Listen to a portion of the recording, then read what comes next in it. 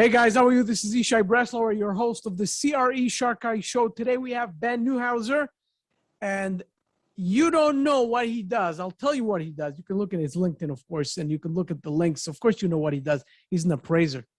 And we're going to talk about what a commercial real estate appraiser does. We're going to dwell into it and understand it thoroughly and see how these things apply to our work and to everybody's work, and how you guys can actually enjoy his expertise, his know-how into this business. And we have a lot to talk about. Ben, thanks so much for being on the show. Hi, Yishai. Thanks for having me. Thanks so much. My pleasure. My pleasure. Tell me something. You know what? Before we start, I actually revealed what you do, but you have a bunch of hats that you're wearing. So, if you could give us like a 2-minute elevator pitch of what you do so everybody can understand up front. Yeah, for sure. First of all, I love your shows. I always listen to them while I'm working. Thanks so much. Pleasure to Appreciate it. So I have one company called Superior Valuation Group. We value commercial, mainly commercial, but now I have a residential arm as well. Commercial real estate appraisals. We value the buildings, value commercial properties. Some of our clients everybody knows, when you get a mortgage, when you buy a property, you get a mortgage or you refinance, the bank wants to know what they're lending on, the value. So they have collateral just in case you don't pay. So that's one of our clients. So we value for banks. Some other clients are estate attorneys. When you have to when you do your will, or if somebody dies and afterwards, they have to value the properties that they left over. So we value those buildings as well for the IRS for tax purposes. Beautiful. We have a lot of experience here, under our roof today. And I really appreciate that you listening to the show. And I hope everybody else, who is listening to the show is going to appreciate you today, because you're going to give them, I'm sure, a lot of tips and experience. And we're going to have a lot of stuff to discuss here today. You know what? Before we even start to discuss the exact work that you do and start digging into the asset classes and to the details, how did you get into this whole thing? Right, it's a good question. So there are not many appraisers. It's a lot. All the companies are looking actually to train people. Most of the appraisers are 65 plus or 50 plus. So I'm not sure the exact reason for that, but I started like 5-6 years ago. My father had a company in Brooklyn, and he appraised mainly residential properties in the 5 boroughs. So I definitely had, that's the reason why I explored this option to go into when I was starting to work. He is licensed commercial, but he mainly did residential for banks. So before 2008, before the crash, actually 3 of my sisters also worked for him. And then when the crash hit, 2 of them left and 1 started her own company. So, some banks didn't accept my father's jobs, but they accepted hers. So my sister does residential. She actually still has a company, and my father retired like 4 or 5 years ago. So I took over the company and transitioned more to commercial appraisals. Tell me something. This is a great story. Moving, even though he was licensed, like you said, in commercial, he did residential. Obviously, that's what he chose. That's what he wanted to do. And he went through a lot. You guys, his kids, meaning moved in and out, 2008, obviously. Hit you guys just like, I guess, everybody else. Right. And you decided to go into commercial and to become an appraiser of commercial real estate, which is by far much more complicated. You need to know a lot more. The underwriting is by far more detailed. You have to know how to look at a P&L and pro forma. With residential, it's much simpler. I wouldn't call it simple for an appraiser. An appraiser level is, in any event, it's not like a guy who invests in residential, who is like, very simple. He's much more detailed. But when it comes to commercial, you got to know a lot more. How do you do it? Tell us. Right, so for sure, the training for commercial is more than residential. Residential is, they may have changed it since I got licensed, but residential maybe a year and a half. And also they make you do like hours. You have to train. You can't cram all the hours into half a year. It's a certain amount of hours in a certain amount of years minimum. So the training is quicker and it's also easier. It's on a form report. The difference between a commercial appraisal and a residential appraisal is, like you said, the residential appraisal, you just look at what, like the single family homes, what they sold for in the area, and you get a few comps and it's on a form report. Commercial is looking more at the income. So you have to look at the rents, you have to look at the expenses, you have to compare it to market. And it's also not on a form, it's on a narrative book report. So it's like 80, it could be from 50 to 150 pages, depends. Obviously we stick in a lot of boilerplate stuff, you know, but, and also there's a lot about the neighborhood, about demographics. So KPIs. yeah, it's definitely more complex. Yeah. Key performance indicators. Yeah. Right. The reason why we don't, the reason why I picked it is because first of all, residential fees were going down, you know, and the banks were really nitpicking the report. And commercial properties, you could appraise of 20,000. A fee could be 20,000 of an appraisal. So the opportunity is more. Like in any business, the more risk, the more complex, the more you can charge, the more reward. A lot of stuff. Tell me something. You know, when we started the conversation right before we started recording, I asked you and you said, I do mainly multifamily, but I also do shopping centers and office and a bunch of stuff. Yeah. And even when you move between asset classes, it's a whole different type of valuation. You agree, obviously. Right. Can you walk us through a process of valuation, how it's done? And, let's start with multifamily. Then we'll start digging into the other asset classes and Right. we'll start digging into the differences in your experience and what's going on with that. Right, to go back a drop, whenever you have a business, different people suggest or different people pick either to specialize in something or to be, or not to specialize. Everybody has their taste, or business, business plan. So I wasn't going to focus on asset classes. I was more focusing on geographical specialization. I was really focusing on the 5 boroughs. I figured that that's also a specialty to be, very well versed in New York City. Know your market. Right, not specifically any asset class. Yeah, know your market very well. Yeah. Right. They have there's plenty of multifamily in New York City. That's why, I don't specialize in multifamily, but the jobs that come to my desk are more multifamily in the 5 boroughs. That's why, I do that asset class the most.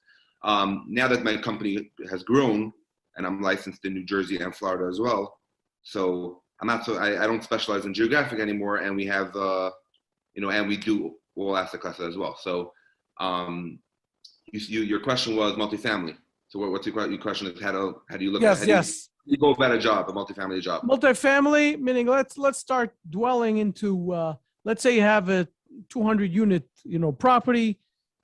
Walk us through a little bit of I'll tell you why I'm asking also, and I'm telling everybody else who's listening why I'm asking this question. First of all, it's interesting, it's cool, and we all want to know. And the second thing is, a lot of people listening are investors / operators, et cetera, and that could help them better understand the process for them, so they could first of all understand your expertise, but also understand, how do I do it better?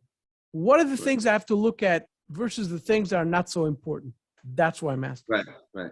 Again, so I'll go over the process, then I'll say, tips or two for any property owners or investors. Again, the first step is to inspect the actual property.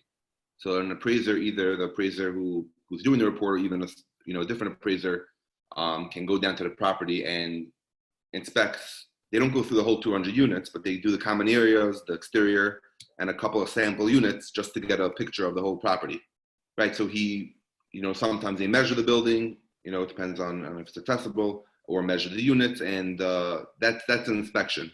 The inspection would, a big part of the inspection is to see the mechanicals and to see the roof and to see the condition of the property. So condition of the property is typically, fair, average, good, or brand new. And a lot of property owners say, how could I make it, how can I make the property better, condition-wise? I think that the condition is a condition. So if it's clean or if it's dirty, that's not really going to affect the value. The bones. I actually saw on LinkedIn somebody posted about they had a multifamily complex with a pool. So they ordered, with the monogram, they ordered for the towels for the pool because the appraiser was coming. So he thought that the value would go up. So I don't think that would increase the value of the property, but it's for the overall property, it makes it look nicer. If it's a clean property, the appraiser could access, the mechanicals, the rooms easier. It gives a better feel for the property. You got what I'm saying? Yes. I understand. Okay, so following the inspection, then you have to analyze the market. So you, for a multifamily property, you'll research market reports, you'll speak to brokers, you'll see, how's the market doing? Is it going upwards or going downwards? So the first approach to value is a sales approach, right? So you look at what other similar buildings sold for. So there's different elements of comparison. You know what? I'm sorry, I'm stopping you. It's just No, no problem, fascinating. Going back to the previous point, you're going and seeing the mechanicals and you're seeing what's going on in the building. What is the key here? Because, many times when you do an inspection, obviously, when you buy a building, the appraiser is doing mostly for the banks, is doing mostly, like you said, for the, for attorneys, et cetera. We bring usually, obviously, a contractor, to come and evaluate all these things because, first of all, he is licensed to do that, whatever he does, and he knows the prices. And the question to you is, how do you guys know the prices of all these details? Seeing the roof and understanding, okay, there could be leaks here, the installation not great, the mechanicals, the pipes are not awesome. What is getting you to know that? Do you have to be updated with the information? Is it something that you learn in the beginning and then you keep on learning about it? Tell us a little bit about the knowledge base that you need to have for that. Right, so I may have misspoke because, again, we do look at it, but it's more of an overview of the building. It's not really an in-depth, analysis of technicals, et cetera. We just have to make sure it's there and look at it. It's not an in-depth like how, but right. But we so do have pricing, right? But you want to see if there's a problem. That's what you want to see. If there's a noticeable problem, like in asbestos in the basement, then you have to indicate it. But typically, there's no. When you see a typical building, you're showing a picture in the report, but it's not. You're not really. Sometimes it's updated, so that would maybe add value, But it's typically not. It's not a main factor in the. I got it. I got it. It's a detail because you actually mentioned roofs, and roofs could be very expensive. Very tricky. And it's also very tricky to know. We're not licensed in that. We're not professionals in the roof. Yeah, of course. But you could see sometimes there's an issue noticeable. We look for noticeable issues. Right. So you're saying, this guy will have to, replace the whole roof. That'll be costly, and that'll be, large impact. So going forward, you started talking now about, understanding the market, right, and talking to brokers and all that stuff. Keep on going with that. That's interesting. Yes, there's plenty of market reports. It depends on which area you're in. But I recently did shopping centers. I did multifamily in Florida and shopping center there in Tampa area. And there's plenty of reports. There's plenty of the national, brokerages, Cushman Wakefield, CBRE. They all have reports on the market. Mm-hmm. In New York City also, there's other smaller, shops that have market reports that could give you a indication of where the market's at.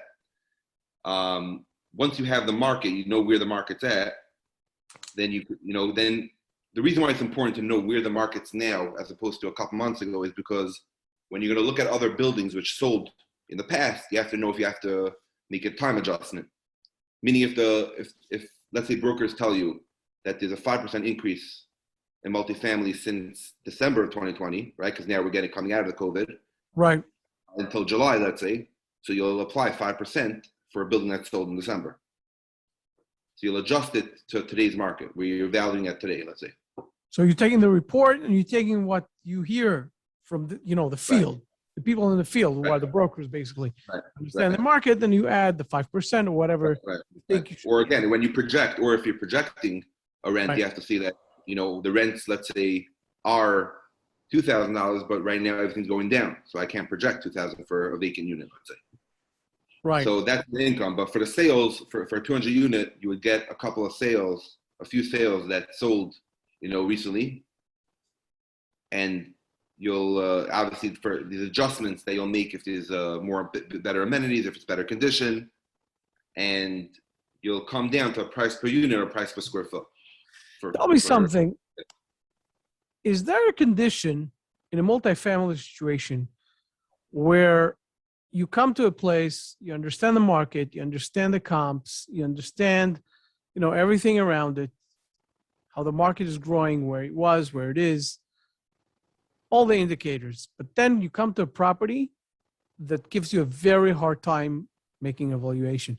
Can you give us an example of such, property that will give you a very hard time?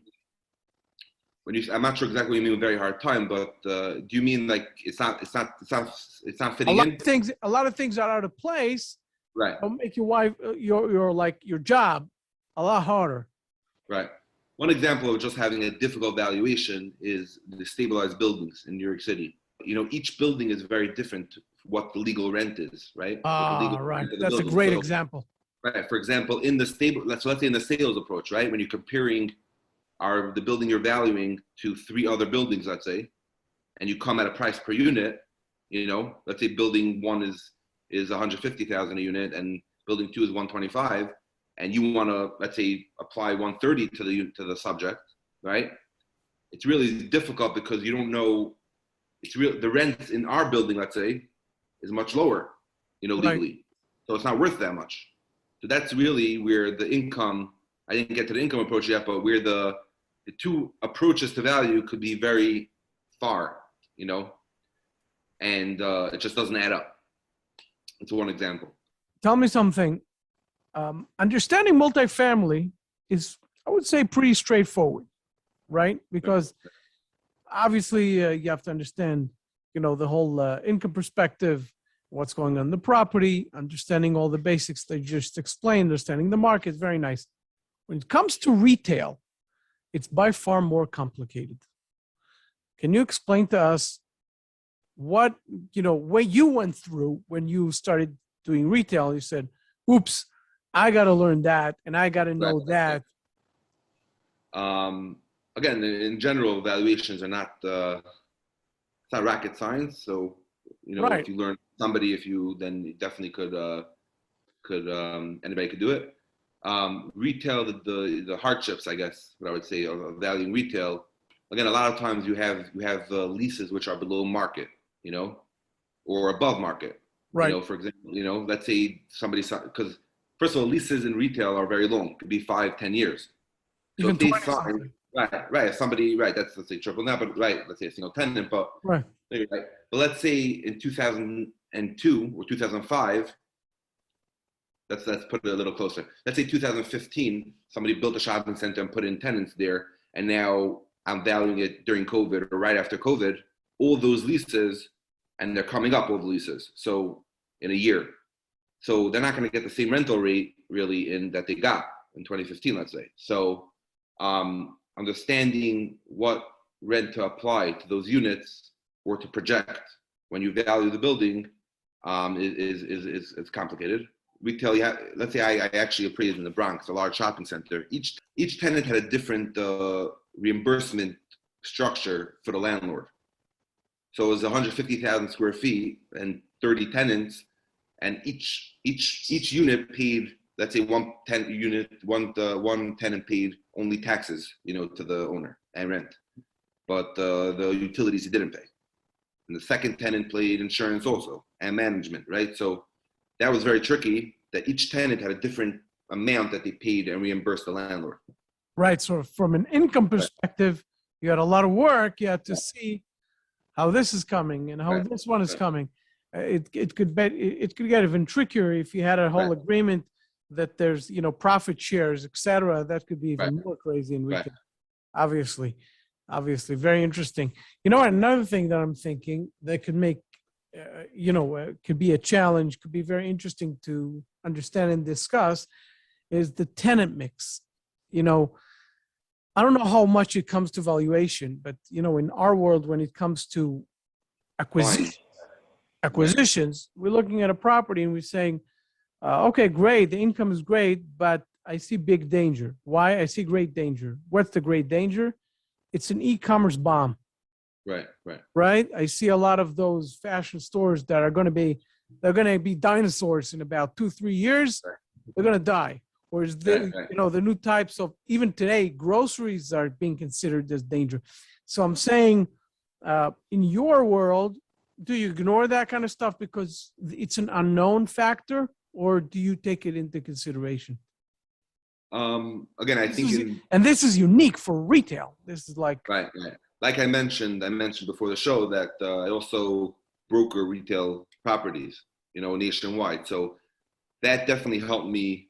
That experience as a retail broker definitely helped me when I was valuing, a shopping center in Tampa or in South Jersey. It definitely recently that helped me understand, again, appraisals have a certain way how to do it. Appraisers, right. if you mix in, if you think like an investor, you think like a broker, it can help you in your valuation. What they don't, that they don't teach you in an appraisal school, whatever. But so two places where that would affect, what you said, the tenant mix is first of all in the sales when you're comparing to other centers up the block, right? So visibility, first of all, visibility definitely plays a role, but also with the tenant mix, grocery anchored should be valued more than non-grocery anchored. E-commerce resistant, like you said, should be, so first of all, you should try getting comps and comp it to similar, properties that have grocery anchored, etc. But if not, there will be adjustment probably, on the sales approach. In the income also, you're looking at the rent, right? So the rent's the rent. There's no difference to what the tenants are. Right. Right. You come down to the cap rate. So let me just say about income. You look at the rent and then you take off the expenses and you get an NOI. You get a net operating income. Right. And you apply a cap rate which translates the income into value. So the cap rate is made up of risk, made up of a lot of things. So let's say, how do you know what a cap rate to apply? So one way is to look at what other centers at what cap rate they sold at. So if you're looking at, let's say you're valuing a grocery anchored center and 3 shopping centers without groceries sold, for 8 cap, you may say to yourself, I should do a 7.5 or 7 cap because I'm better, So that's where it plays a role also. You have to know in the cap rate selection, you have to know where you're getting your data from and what centers, you're taking the cap rate from, center sales, That's a beautiful idea. It's a beautiful perspective because obviously, very tricky. right, very tricky. But you're saying, okay, I have the rules, which are basically calculating the numbers, and then I have the reality. And when I see a grocery store, which is considered to be one of the strongest anchors because the e-commerce hit, I don't know if the right number, but I heard, I believe that the e-commerce took around the 5% only from the grocery stores. People actually still like to go to the supermarket. I'm not taking into consideration the pandemic, but once the pandemic is over, people were back into the grocery store. Right. So this is considered to be one of the stronger tenants. Okay. Right. So I see the logic, and you're saying, okay, this is not a number anymore. This is the principle, and I'm applying the principle to the cap rate, which is I think brilliant. You actually mentioned COVID. So with retail and COVID, like I think a lot of buyers, a lot of sellers, a lot of brokers are saying that there's not many, we're back to before COVID, with the retail assets. Again, the retail, let's say cap rate that properties are selling at, for a good property, COVID, the value is back to where before, right now. Right. Yeah. I'm just saying COVID, is still. It's still there up in the air, but everything came back pretty much. Oh yeah, but people want to get out already. People want to go back to shopping centers. People want to go, on Sundays it's jammed all the centers, over here. 100%. So I felt it myself. Lately, and I was, malls are a big conversation. Obviously, I don't know if you do malls, but malls are a very large conversation, and I went to one of the most popular malls today in New Jersey. American Dream.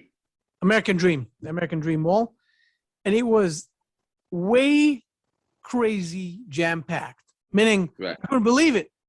Couldn't Right. believe it, and it just shows that something that is desirable, people are going to see, and it affects obviously the valuation eventually. Right. Again, they have entertainment. That's another play how to get malls and outlet malls and shop. To put in the entertainment, put in the Right. You're right. The entertainment. souvenir, all that. Right. Exactly. So, Like entertainment, the amusement shopping. parks, the Right, water right. parks, and all that stuff. Right. I want to shift gears a little bit, Ben.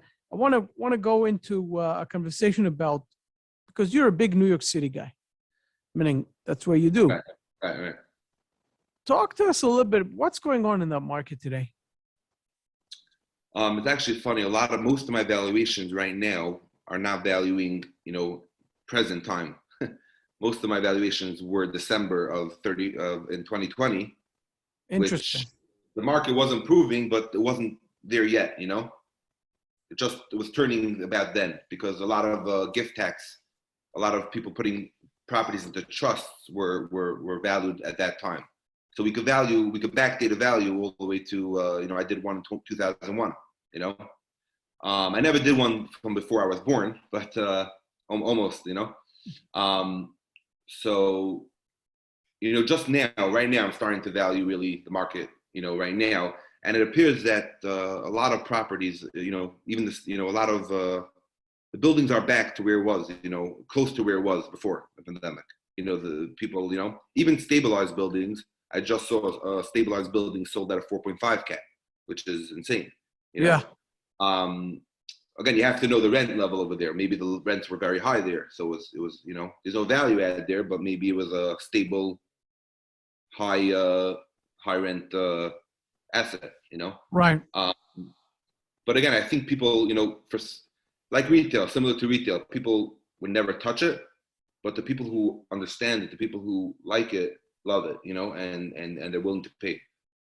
Tell me something. And a lot of people are saying that multifamily in the city is really kicking and coming back slower. Some say stronger, but I hear it's coming back. Right.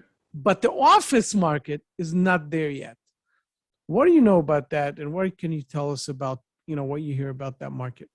Right. Again, I don't do that much office. From your ins and outs, because you got a lot of banks who talking to you when you're in that conversation. So that's why I'm curious about this. Again, I think a lot of, employers want their employees in the office, and slowly I think they're coming back to the office.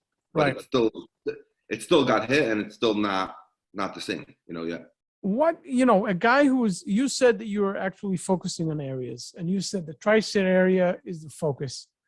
And when you started talking about brokership, you started being broker, right? You moved towards the retail, right? And the retail, I would say I wouldn't call it a rule of thumb, but a retail is not so location based, meaning a lot of people who do retail, shopping centers especially, I'm not talking about the mixed use, shopping centers, these are cross state type of, not even state, cross city, cross whatever. Yeah. They go to a lot of locations. So did you learn a lot about different locations when you started doing brokership for retail? Again, my main focus is I look at the property first, and then I go the way I do it. Everybody has a different way to do it, but right away when I see a deal, I first look at the deal. I look at the property, and then I go outwards. Yes. So again, right away I look at the rent roll, I look at the leases. Again, also I'm very focused on the client. So all the clients have different needs. As a buyer's broker, for most of the part I'm that, and negotiating for them, they all have different needs. So if I think that deal is for client A, he looks at the rent roll mainly, but the client C looks at, the corner location, everybody has their own needs, Right. What you said about, let's say, the cross country, it's for sure that I'm looking at, I'm negotiating an outlet center, in Portland, Interesting. Yeah, and then on the flip side, and then in Texas, I'm also negotiating a shopping center, whatever we sent to LOI, and that's south, and then Florida, and then Connecticut. So, for sure, it's not geographic specific. So, and I look at the actual center, the value add or most clients want value add, the value add and the strength of the tenants. Interesting. How, someone does one thing, get, experienced and get the expertise in one area, one genre, one area, one location, and all of a sudden, you go and you move to sort of you put another hat on, and it forces you to move out and do other things. It just shows. It's more of a hobby now, the brokerage. I was interested in it, so be careful, a hobby can become a moneymaker and then becomes the main thing. So, so you never know. But you know what? It's very fascinating to talk to someone who does appraisal and in the commercial real estate, market. What are your plans for the future? Where you see yourself, your growth? Because, a guy like you who took your father's residential plan into the commercial and then becomes a broker. You call it a hobby now, but you never know. So where are you going? I think in residential, business, I have a few people doing appraisals for me. So I think just to get some more clients and grow. I'm licensed in New York, New Jersey, and Florida. I think Florida, a lot of properties are there, so a lot of people are buying there. So I think that's somewhere to go. Yes. Also, in any state, you could get a license easily. For appraisals, broker is actually harder, but an appraisal is easy to get licensed in most states once you're licensed in one state. Mm-hmm. Or you can actually get a temporary license for one job. You could sign to get a temporary license. 1 or 2, 3 or 3 jobs depends on the state. So my goal is to get a couple more clients, a few more clients, and grow the business. And for the brokerage, also for the brokerage, we have we have a multifamily guy, and we have a residential in 5 towns. So we're, doesn't we're like a hobby anymore. So it's sounds Right. like a lot more than a hobby. And I wish success. I wish you, all the best. Sounds really amazing. You know what? You guys can see all the links above, below, and how to find Ben. But if you could tell everybody, where can they find you, and what services you can provide them in terms of they understand what, but Right. where exactly and when should they approach you? Again, you can find me on LinkedIn. That's basically the only, and my website, superiorevaluation.com. And for appraisals, if you are putting properties into a trust, if you're an attorney, if you have Section 8, I didn't speak about that, but if you have Section 8 multifamily and you are under a contract, if you have to know what the rents are, so I do that as well. And if you do hard money, we could appraise for that. However, if you get a mortgage, the property owner can't pick the appraiser, so we won't help in that aspect. And then if you are looking to buy any retail properties nationwide, you could reach out to me as well. Of course. Yeah. Ben, thanks so much for being with us. Really appreciate it. Thank you so much. For sure. It was really fascinating. You guys, I'm going to see you in the next